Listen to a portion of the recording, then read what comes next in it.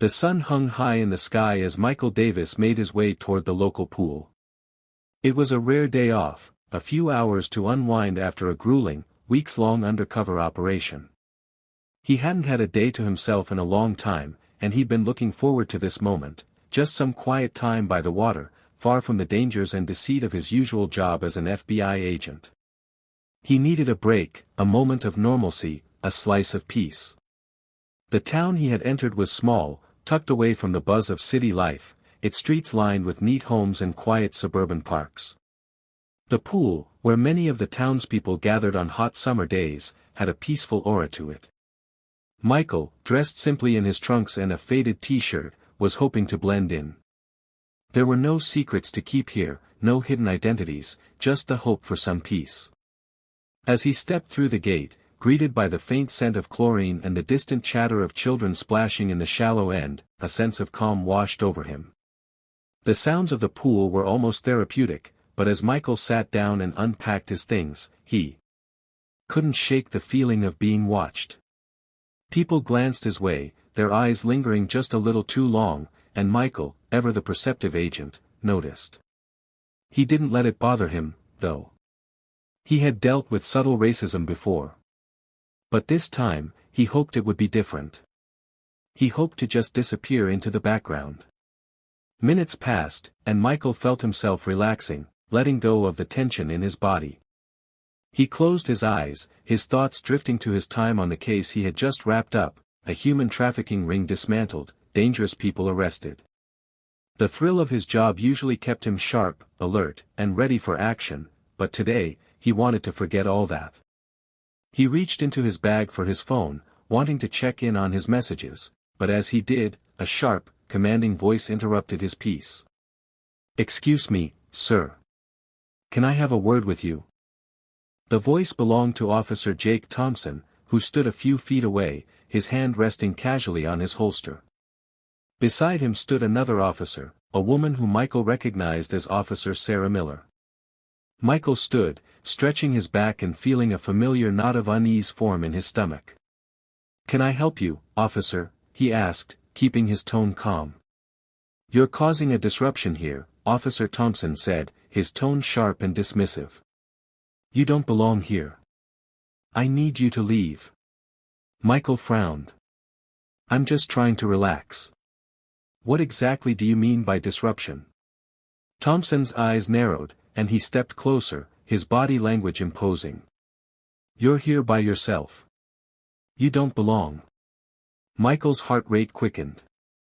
The officer's words carried an undercurrent of something darker, something more personal. "Is this about my skin color?" he asked, keeping his voice steady but firm. He had seen this before, the sideways glances, the uncomfortable shifts in posture. But this time, the prejudice was unmistakable. Thompson's jaw tightened, but he didn't answer. Instead, he took a step toward Michael. "I said you need to leave. Now." Michael's instincts kicked in. His entire career had been spent in dangerous situations, but this was different. He was an agent of the law. He had every right to be here. "I'm not leaving," he said, his voice low but unwavering. Thompson's eyes flashed with anger. "You're making a mistake." He stepped back, reaching for his radio. "We've got a problem here. I need backup." Michael's mind raced. He had been in countless confrontations before, but this one hit differently. He was being targeted because of his race, and in this moment, all the fear and anger he had buried from years of systemic injustice bubbled to the surface. But he couldn't let it overwhelm him.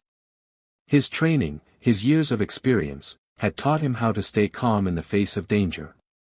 Seconds later, 2 more officers arrived, their eyes scanning Michael with a mix of suspicion and disdain. The tension in the air thickened, but Michael stood his ground. He wouldn't back down. "I'm not going anywhere," Michael repeated, his voice more resolute. Thompson turned to the new officers, a smug look crossing his face. "We're arresting him for trespassing. I'll handle this." The officers grabbed Michael's arms, and for a moment, time seemed to slow. His heart pounded in his chest, and every muscle tensed as he fought to remain composed.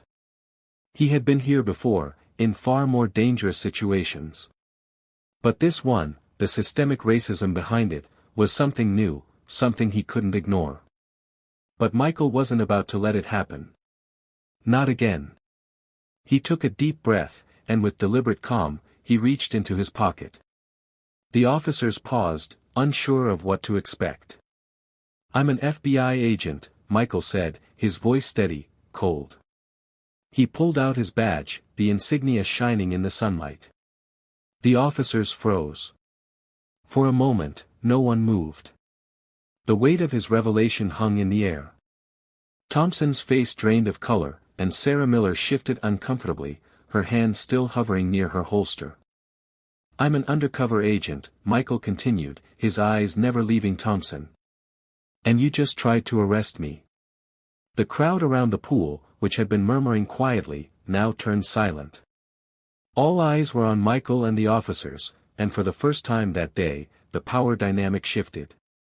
Thompson's arrogance faltered, and the two new officers exchanged uncomfortable glances. Sarah Miller's face was a mixture of guilt and fear. Thompson sputtered, unable to find the words to respond. The officers were caught off guard, their authority crumbling in the face of Michael's calm assertion.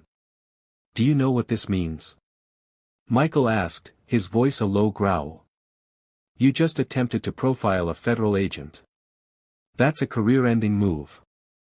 The words hung in the air, and for a moment, it seemed as though the world had stopped.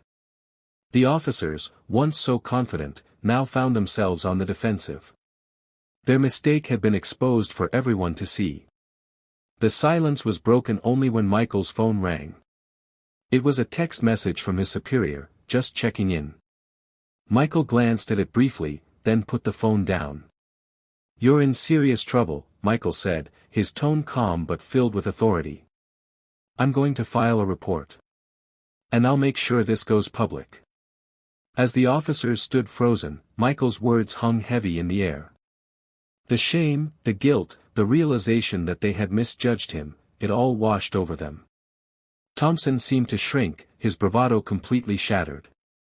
Later, the incident made headlines, sparking outrage and an internal investigation into the local police department.